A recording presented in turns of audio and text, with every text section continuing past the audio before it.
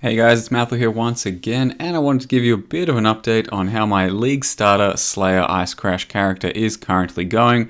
Just a few of the little changes or nuances about the character and things to note while doing it. This is the character that I picked as my start of the League character, Ice Crash Slayer. So currently I am running swords, though as far as I can tell, it's not too important what you're going to go. You can certainly go any of the weapons, and I have essentially just been following where the weapons have been taking me. At the moment, swords are the cheapest sort of item to get into, given the unique available, which is Kondo's Pride, for just a couple of chaos at the sort of end game. Now, to level up until this point, we did use Sunder, and Sunder was really good from level 12 up to 28, at which point we picked up Ice Crash, but even then, you can still keep leveling with Sunder. It's quite amazing. Now, this is the end of my second stream where I got to Itziri at level 77 and killed it all pretty convincingly and rather deathlessly. So far, so good. The only issue is I sometimes don't feel like I have enough attack speed for my liking on this character at the moment, but I think that'll be fixed with a better weapon, potentially a bit better gear or jewels and that sort of thing. Otherwise, the character's going pretty damn good damage-wise, and he's pretty tanky. And the playstyle is not too bad at all. It is fairly similar to the old Earthquake characters, except you're just scaling pure damage for elemental sake and cold damage, so there's never going to be any bleed or poison sort of stuff happening, which means that in the end game we may actually run out of damage for the most toughest of bosses.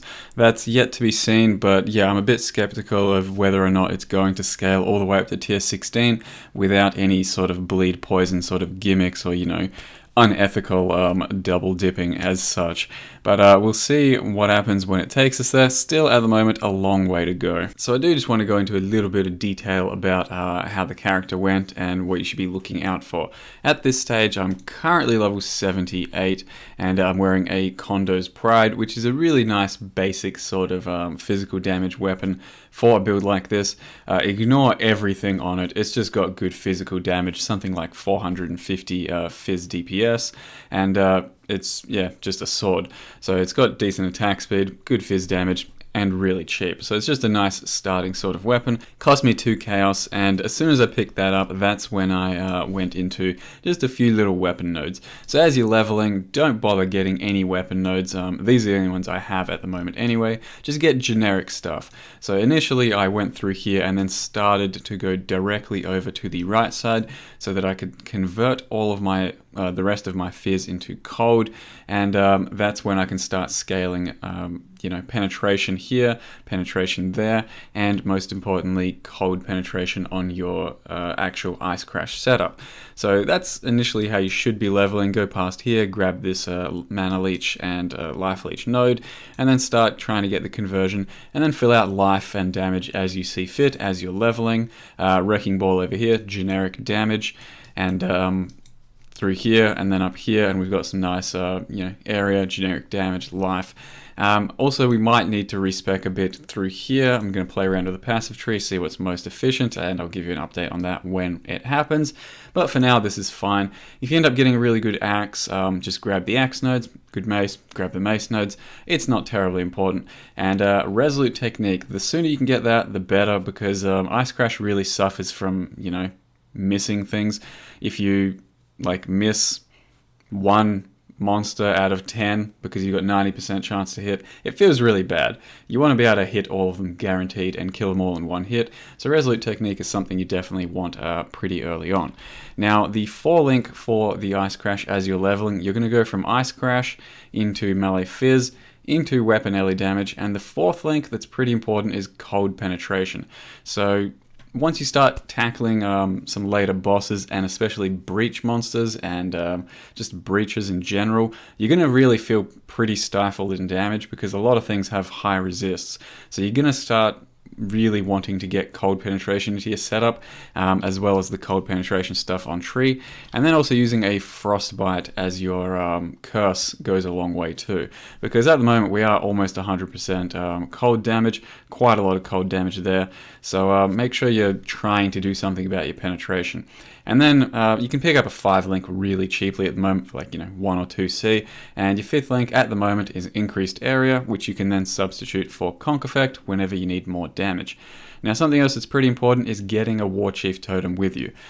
He really helps out on single target quite a lot and clear speed, so make sure you pick up an Ancestral War Chief at level 28 and attach melee physical and then probably weapon elemental damage, because I'm also running Fizz to Lightning. Since I'm scaling a lot of elemental and wed, I feel like this is currently my best 4-link setup. After a 5th link, I'll probably grab Conk Effect and then maybe elemental focus, but we'll see where it takes us. There may be some other changes. The rest of the gear is pretty plain for now. We're largely doing nothing. You're going to need a lot of int on your amulet, or at least jewelry somewhere, to be able to fill out your int for increased area and frostbite and other such things.